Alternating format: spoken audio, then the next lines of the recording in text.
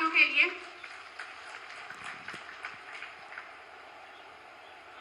जोरदार तालियां। हमारे परम आदरणीय श्री माननीय मुख्यमंत्री जी के लिए डूडा पीएम स्वनिधि योजना के तहत श्री शिव शंकर जी आपको 50,000 रुपए की धनराशि का डेमो चेक देकर सम्मानित किया जाता है। राजस्व विभाग के तहत मुख्यमंत्री आपका राहत योजना के तहत श्रीमती बिट्टा आपको 4 लाख रुपए की धनराशि का डेमो चेक देकर सम्मानित किया जाता है। एक बार जोरदार तालियां सभी लाभार्थियों के लिए। राजस्व विभाग स्वामित्व योजना के तहत श्रीमती कृष्णावती जी आपको घरौनी प्रपत्र 10 प्रदान किया जाता है। एक बार जोरदार तालियां।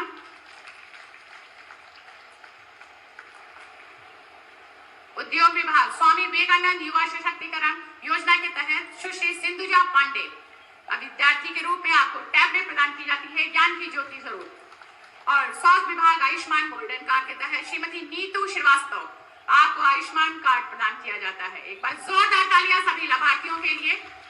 और जनपद निवासियों की तरफ से दिल की गहराइयों से बहुत बहुत धन्यवाद आभार प्रकट करते हुए यशस्वी माननीय मुख्यमंत्री जी का। और अब वो पल वो क्षण अपनी मेहनत लगन परिश्रम दूरगामी बृहत सोच कुशल नेतृत्व के माध्यम से जन जन की कठिनाइयों का निराकरण कर विश्व के मानचित्र में उत्तर प्रदेश का गौरव बढ़ाने वाले अपनी गरिमा में उपस्थिति से मंच को अलंकृत सुशोभित करने वाले हम सभी के प्रेरणा स्रोत लोकप्रिय जनप्रिय परमादरणीय श्रद्धेय यशस्वी माननीय मुख्यमंत्री जी को सादर आमंत्रित करते हुए साथ सम्मान अनुरोध करते हुए कि अपने आशीर्वचन से हम सभी को अन्वित करने की कृपा करें। एक बार जोरदार तालियों के साथ अभिनंदन वंदन स्वागत। जय जय श्री राम। भारत माता की, भारत माता की, भारत माता की, मां पाटेश्वरी की, मां पाटेश्वरी की। जनपद बलरामपुर के 825 करोड़ रुपए की परियोजनाओं के लोकार्पण और शिलान्यास कार्यक्रम में आज के समारोह में उपस्थित जनपद बलरामपुर की जिला पंचायत अध्यक्ष सुश्री आरती तिवारी जी, माननीय विधायक बलरामपुर श्री पलटू राम जी, माननीय विधायक गण श्री कैलाशनाथ शुक्ला जी, राम प्रताप वर्मा जी, विधान परिषद सदस्य श्री साकेत मिश्रा जी, विधान परिषद सदस्य श्री अवधेश सिंह और मंजू सिंह जी, भारतीय जनता पार्टी के जिला के अध्यक्ष श्री रवि मिश्रा जी, पूर्व विधायक श्री शैलेश कुमार सिंह सैलो जी, नगर पालिका परिषद के अध्यक्ष श्री धीरू सिंह जी, जिला प्रभारी राहुल राज रस्तोगी जी, आज के इस कार्यक्रम में उपस्थित भारतीय जनता पार्टी और अन्य संगठनों के सभी पदाधिकारीगण, भारी संख्या में आज के समारोह में उपस्थित मेरे बलरामपुर के सभी उपस्थित बहन और भाइयों, शारदीय नवरात्रि की आज सप्तम तिथि है। आज के इस अवसर पर मां पाटेश्वरी के श्री चरणों में नमन करते हुए आप सभी का मैं हृदय से अभिनंदन करता हूं। ये मेरा सौभाग्य है कि नवरात्रि के अवसर पर इन कार्यों के बहाने मुझे मां पाटेश्वरी के दरबार में शीश नवाने का अवसर प्राप्त हुआ है। मैं कल से ही बहराइच, श्रावस्ती और बलरामपुर जनपदों के विभिन्न कार्यक्रमों में भागीदार बनने के लिए कल दोपहर से ही इस कमिश्नरी के अंदर अलग अलग जनपदों के कार्यक्रमों में भागीदार बन रहा हूं। ये मेरा सौभाग्य है कि शारदीय नवरात्रि और विजयादशमी के पूर्व जनपद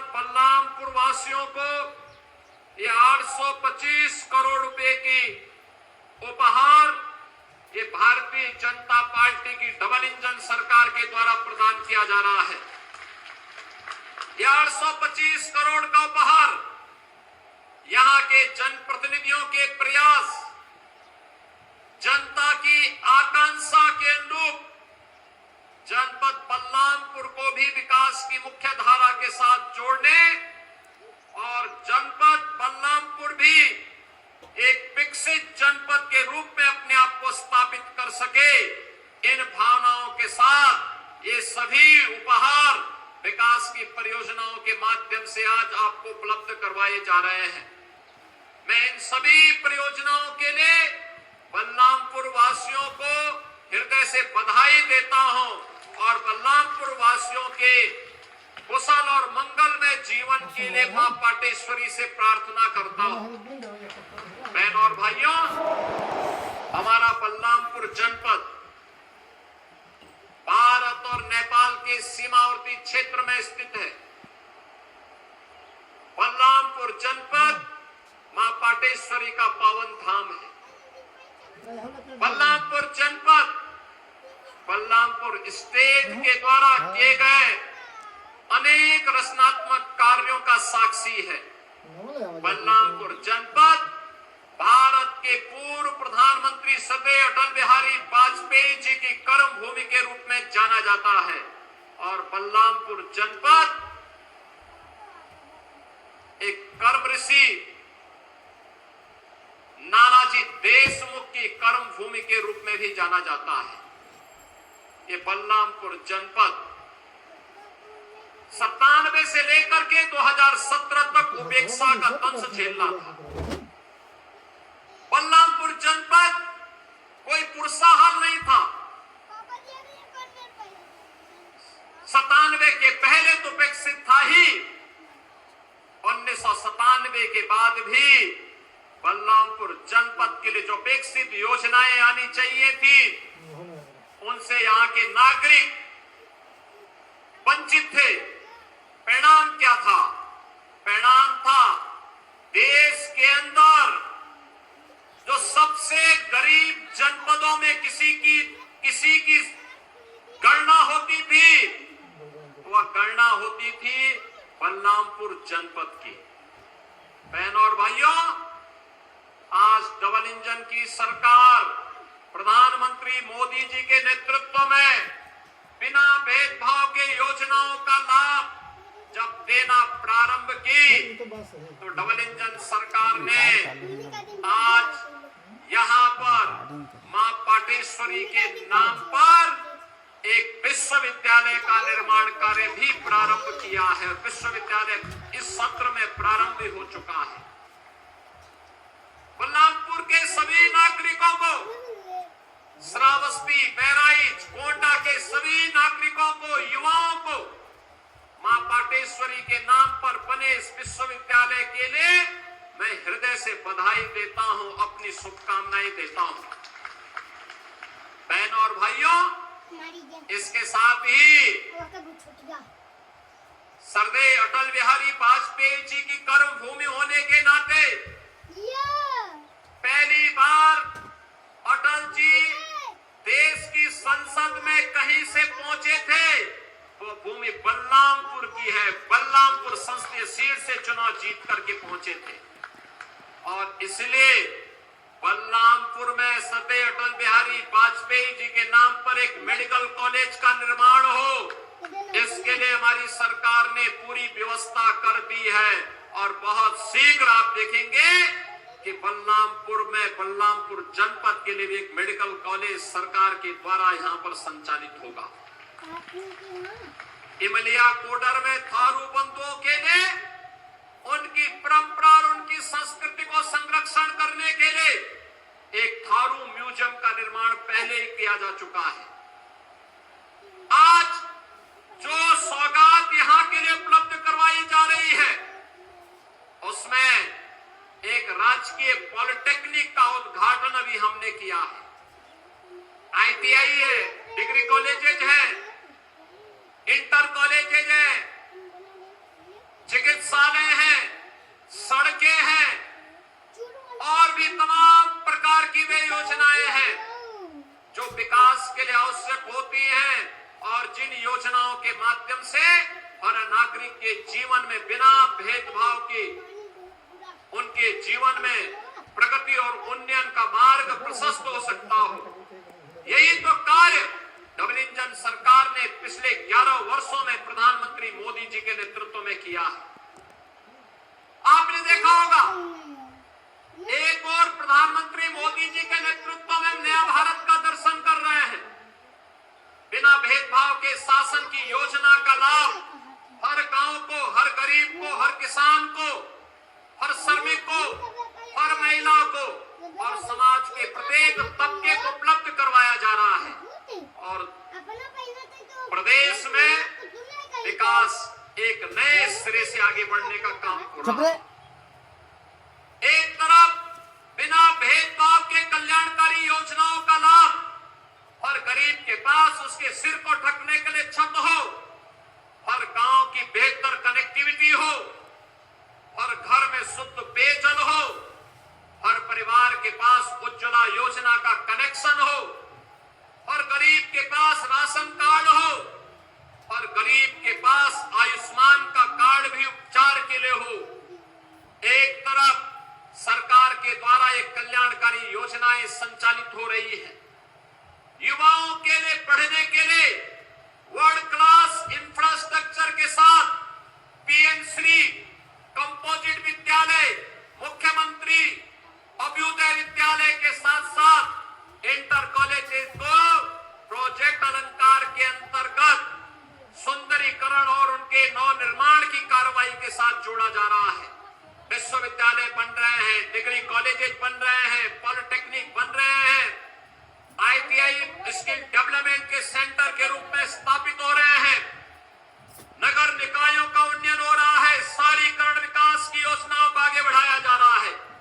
एक तरफ विकास अनवरत आगे बढ़ रहा है और दूसरी तरफ विकास की प्रक्रिया में बाधक कुछ तत्व ऐसे भी हैं जिन्हें विकास अच्छा नहीं लगता है, जिन्हें विकास अच्छा नहीं लगता है।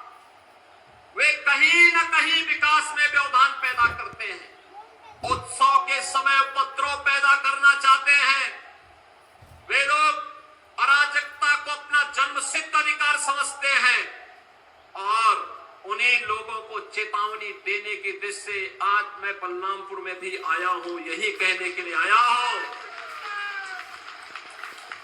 यही कहने के लिए आया हूं।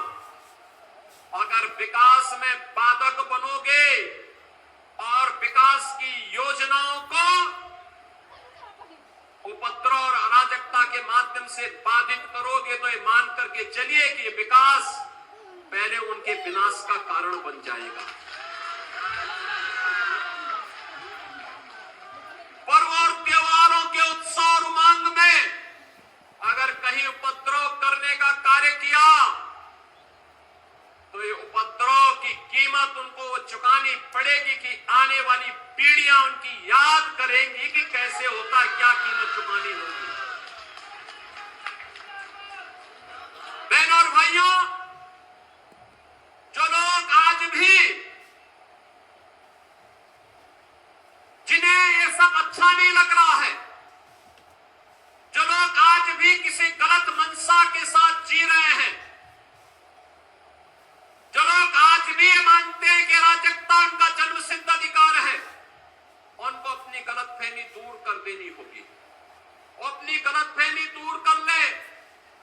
वह समय गया जब समाजवादी पार्टी की सरकार हुआ करती थी, कांग्रेस की सरकारें हुआ करती थी, ये लोग दंगा करवाते थे, आगजनी करवाते थे, बेटी की सुरक्षा में सेंध लगाते थे, व्यापारी के प्रतिष्ठानों पर आग लगाते थे और सरकार इनका अवभगत करती थी। वह समय अब चला गया है।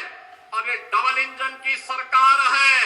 अगर बेटी की सुरक्षा पे हाथ डालने का प्रयास किया, व्यापारी के प्रतिष्ठान में आग लगाने का प्रयास किया, उत्साह और उमंग के उत्सव में कहीं पर अगर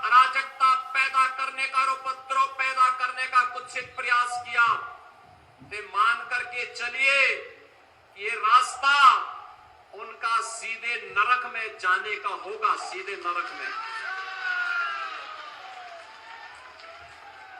कुछ लोग रहते भारत में हैं, लेकिन गजवा ये हिंद का नारा लेकर के भारत के अंदर राष्ट्र विरोधी गतिविधियों को बढ़ावा देने का कुत्सित कार्य कर रहे हैं। गजवाए हिंद हिंदुस्तान की धरती पर नहीं होगा। भारत की धरती, ये भारत के देवीय महापुरुषों, अवतारी महापुरुषों, देश के लिए अपना बलिदान देने वाले महापुरुषों के आदर्शों से संचालित होगा। गजवाए हिंद की कल्पना करना भी और उसका सपना देखना भी जहन्नुम में जाने का टिकट का रास्ता पैदा कर देगा। अगर किसी को जहन्नुम में जाना हो तो गजवाए हिंद के नाम पर अराजकता पैदा करने का कुत्सित प्रयास करें। और छद्म रूप में जो लोग इस प्रकार की गतिविधियों में लिप्त हैं, वे भी कान खोल करके सुन लें। देर सवेर छांगुर जैसे हाल तो उनके भी होने ही हैं। आपने देखा होगा, यही है ये कालनेमियों का हाल। कैसे छद्म रूप से लोगों में भ्रम पैदा हो। जलालुद्दीन ने अपना उपनाम रख दिया था छांगुर बाबा, जिससे हिंदू भ्रम में रहे, समाज की आंखों में धूल झोंक लेगा। लेकिन पापी कितना भी अपने पाप को छुपाने का प्रयास करेगा, उसका पाप का समय तो पाप का घड़ा भरना ही भरना है, और पाप का घड़ा भरेगा, इस धरती माता उसको कभी बर्दाश्त नहीं कर पाएगी।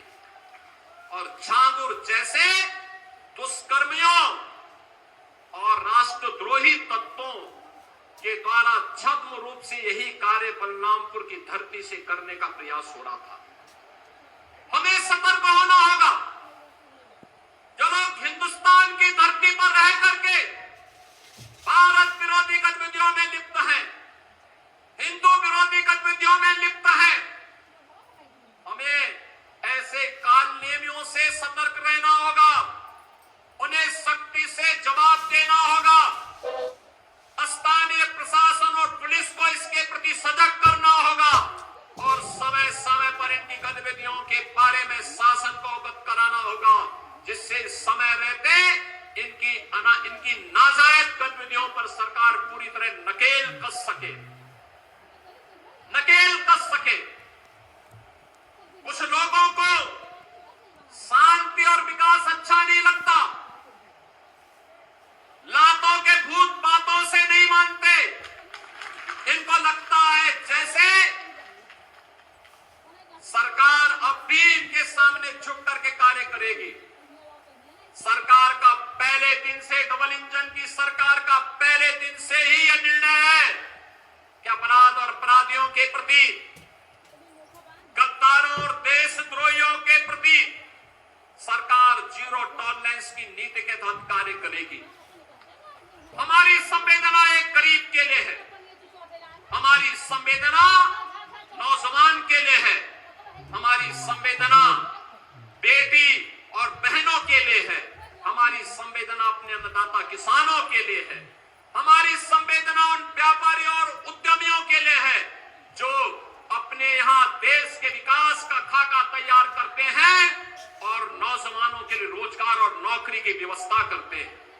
हमारी संवेदना उस हर नागरिक के साथ है जो भारत को भारत माता के रूप में सम्मान देता है, भारत के महापुरुषों का सम्मान करता है, भारत की परंपरा और भारतीय संस्कृति के प्रति आदर का भाव रखता है। इन मूर्खों को यह भी नहीं पता कि आस्था के प्रतीकों को प्यार नहीं सम्मान दिया जाता है। सम्मान और आस्था चौराहे पर प्रदर्शन करने की वस्तु नहीं, आस्था अंतःकरण का विषय होता है, अंतःकरण का विषय होता है। आज चौराहे चौराहे पर जाकर के कितने कमजोर और कायर हैं, छोटे छोटे बच्चों को जिनके हाथों में कलम होनी चाहिए बुक होनी चाहिए, जिनके हाथों में विज्ञान और गणित की पुस्तकें होनी चाहिए, उनके हाथों में आई लव मोहम्मद का पोस्टर देकर के, तख्तियां देकर के समाज में अराजकता पैदा करने का कार्य कुछ लोग कर रहे हैं। इनको यह भी नहीं मालूम कि उनकी जिंदगी तो बर्बाद है ही है, लेकिन इन बच्चों की भी जिंदगी को ये लोग बर्बाद करने पर उतारू हो रखे हैं। लेकिन सरकार इस प्रकार की अराजकता को कतई स्वीकार नहीं करेगी, कतई स्वीकार नहीं करेगी। और जिसने भी कानून को हाथ में लेने का प्रयास किया, जो भी राह चलते हुए राहगीर पर हमला करेगा, जो भी बेटी की सुरक्षा पे सेंध लगाने का कार्य करेगा, और जो भी व्यापारिक प्रतिष्ठानों में आगजनी करने का दुस्साहस करेगा, जो भी पर्व और त्योहारों में उपद्रव करेगा, उसको हम पहले से इस बारे में कह देंगे कि उसको बिना मांगे जहन्नुम में जाने का टिकट हम काट करके दिला देंगे।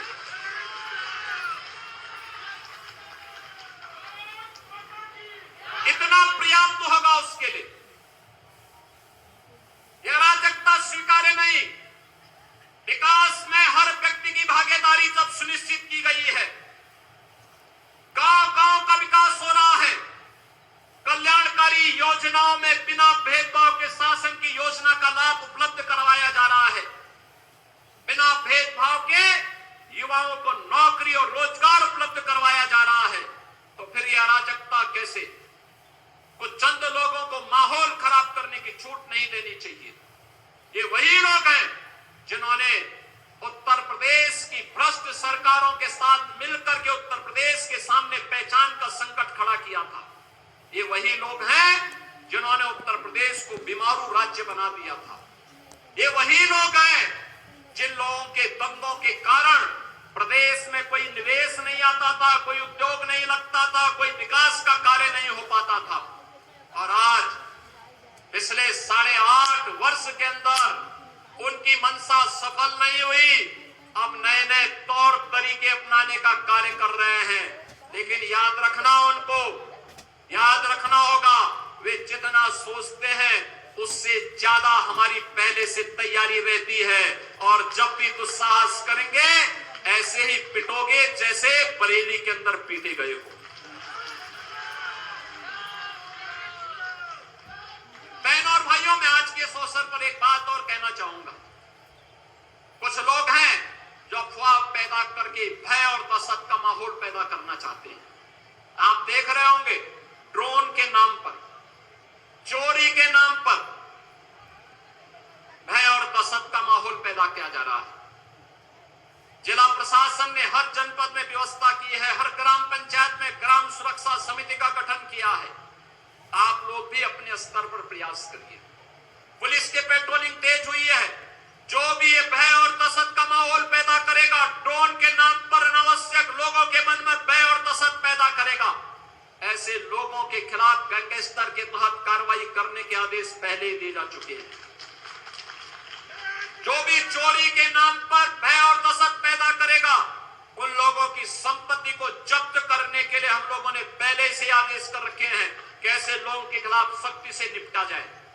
लेकिन आपकी भी जिम्मेदारी बनती है, एक सभ्य समाज के नागरिक होने के नाते विकास में, लोक कल्याणकारी योजनाओं में अगर आपकी सहभागिता है, तो व्यापक जन जागरूकता में भी आपकी सहभागिता होनी चाहिए। और व्यापक जन जागरूकता का यह अभियान, जिस अभियान के लिए आपका आह्वान करने के लिए मैं आपके बीच आया हूं, अगर कोई आपके गांव में, आपके कस्बे में, आपके मोहल्ले में, आपके अगल बगल के क्षेत्र में भय और दहशत का माहौल पैदा कर रहा है, पहले उसको रोको, उसको समझाओ। अगर नहीं मानता है तो प्रशासन को बताओ, प्रशासन अपने आप ही उसको ठोकने का कार्य कर देगा। आपको उसमें चिंता करने की बात नहीं है। आप चुपचाप बताइए, बाकी का इलाज हम स्वयं कर लेंगे। हमें लव जिहाद और धर्मांतरण जैसी राष्ट्र विरोधी गतिविधियों के प्रति सतर्क रहना होगा। गौ तस्करी और गौ कसी करने वाले तत्वों के खिलाफ खिलाफ सतर्क रहना होगा। अगर कोई कहीं भूल से भी इस प्रकार की गतिविधियों में लिप्त है, उसकी सूचना ससमय आप पुलिस को और प्रशासन को उपलब्ध करवाइए। बाकी का इंतजाम हम स्वयं कर लेंगे। उनका क्या उपचार होना है, उपचार की व्यवस्था हम स्वयं कर लेंगे। बहनों और भाइयों, दूसरा है हमारा उत्तर प्रदेश और हमारा बलरामपुर जनपद भी विकसित जनपद हो। प्रधानमंत्री जी ने देशवासियों के सामने शताब्दी संकल्प का एक विराट लक्ष्य रखा है।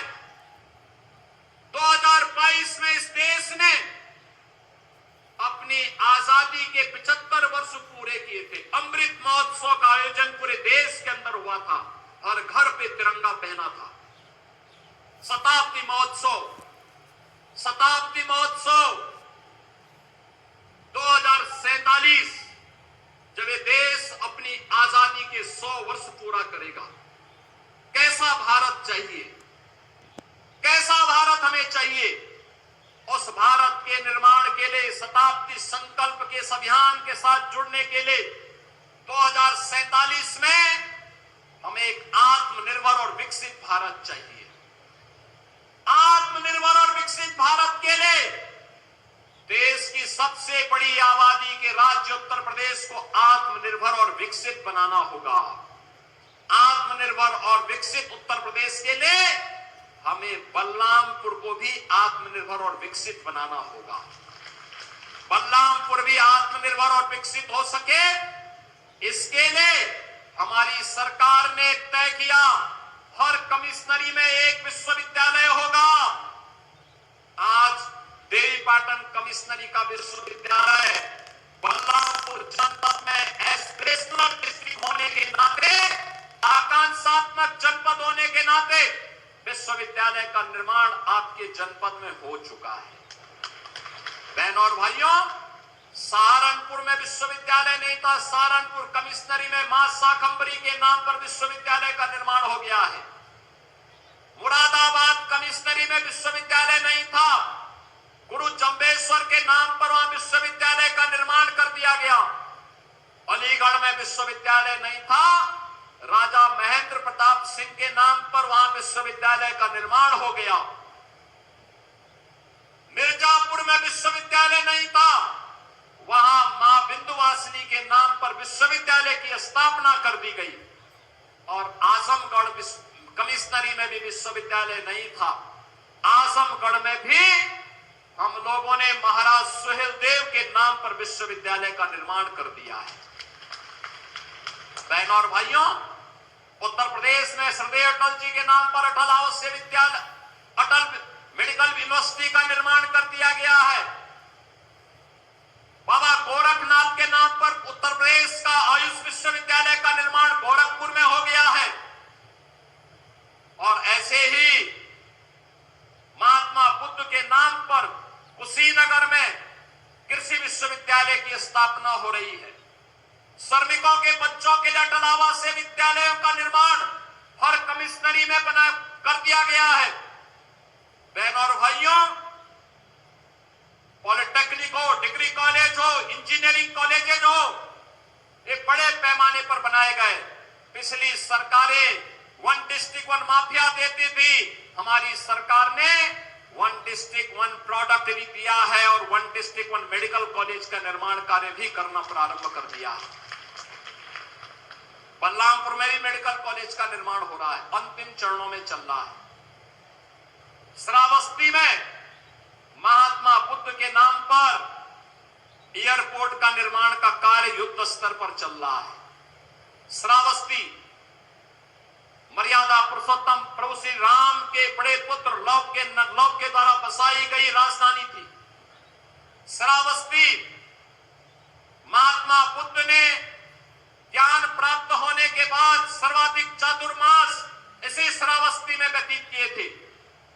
जैन तीर्थंकरों में तृतीय तीर्थंकर भगवान संभवनाथ का जन्म इसी श्रावस्ती में हुआ था। और विदेशी आक्रांताओं को दूर दूसरित करने वाले महाराज सुहेलदेव ने श्रावस्ती की धरती से सालार मसूद गाजी को मिट्टी में मिलाने का काम भी किया था। आज इसी श्रावस्ती में हम एक बड़ा एयरपोर्ट का निर्माण कार्य कर रहे हैं। आपकी सड़क की कनेक्टिविटी, आज से 8 साल पहले आप लखनऊ जाते थे, अयोध्या जाते थे, घंटों लग जाते थे। अब तो बलरामपुर से मात्र 3 घंटे में आप लखनऊ जा सकते हैं। बलरामपुर से मात्र 2 घंटे में, 2 घंटे से भी कम समय में आप अयोध्या जा सकते हैं। 2.5 घंटे में गोरखपुर पहुंच सकते हैं। ये है कनेक्टिविटी। रेलवे का यहां पर ब्रॉड गेज, मिडल गेज से ब्रॉड गेज बड़ी लाइन हो गई है और अभी इसमें और भी सुधार हो रहा है। नई नई ट्रेन चल रही है, नई नई सुविधाएं बढ़ाई जा रही हैं और हवाई जहाज भी चल जाएगा। तो कमिश्नरी में विश्वविद्यालय भी, 3 मेडिकल कॉलेज गोंडा में, बहराइच में और बलरामपुर में मेडिकल कॉलेज का निर्माण। और अभी आने वाले समय में हम इस कमिश्नरी को एक स्पोर्ट्स कॉलेज भी देने जा रहे हैं। बहनों और भाइयों, यह है सरकार की विकास की योजना, जिससे यहां के प्रति व्यक्ति आय को बढ़ाया जा सके। बलरामपुर भी आकांक्षात्मक जनपद से उभर करके अब एक विकसित जनपद के रूप में अपना नाम दर्ज कर सके। और इसीलिए वर्तमान में विकसित उत्तर प्रदेश के एक अभियान को हम लोगों ने आगे बढ़ाया है। आज अभी 3 बजे मैं स्वयं सभी ब्लॉक प्रमुखों और क्षेत्र पंचायत के सदस्यों के साथ, सभी जिला पंचायत अध्यक्षों और जिला पंचायत के सदस्यों के साथ मैं स्वयं वर्चुअल संवाद करने वाला हूं, उनका समर्थन मांगने वाला हूं विकसित उत्तर प्रदेश के लिए। और मेरा आप सबसे भी आह्वान होगा, समर्थ उत्तर प्रदेश पोर्टल पर QR कोड को स्कैन करते हुए उत्तर प्रदेश को विकसित उत्तर प्रदेश बनाने के लिए शॉर्ट टर्म, मीडियम टर्म और लॉन्ग टर्म प्लानिंग क्या होनी चाहिए, इसके लिए आप भी अपना सुझाव भेजिए। आप भी उत्तर प्रदेश के मिशन 2047 में, शताब्दी संकल्प 2047 के लिए बनने वाले विजन डॉक्यूमेंट में आपका भी सुझाव उसमें आए, आने वाली पीढ़ी के लिए धरोहर होगा। और इसका आह्वान करने के लिए आज मैं बलरामपुर की धरती से, बलरामपुर वासियों से, देवीपाटन मंडल के कमिश्नरी वासियों से आह्वान करूंगा। मुझे पूरा विश्वास है आप सभी लोग इस अभियान का हिस्सा बनेंगे। मैं एक बार फिर से 825 करोड़ रुपए की इन परियोजनाओं के लिए बलरामपुर जनपद वासियों को हृदय से बधाई देता हूं, धन्यवाद देता हूं अपने माननीय जनप्रतिनिधियों को, जो विकास के कार्यों के लिए आग्रही बनकर के लगातार प्रयास करते हैं। और मैं विजयादशमी और शारदीय नवरात्रि की भी मंगल में शुभकामना आप सबके प्रति, पूरे प्रदेशवासियों के प्रति व्यक्त करते हुए अपनी वाणी को यहीं पर विराम देता हूं। धन्यवाद। जय हिंद। मेरे साथ बोलेंगे भारत माता की, भारत माता की, भारत माता की, मां पाटेश्वरी की, मां पाटेश्वरी की। जय श्री राम, जय जय श्री राम। बहुत बहुत धन्यवाद।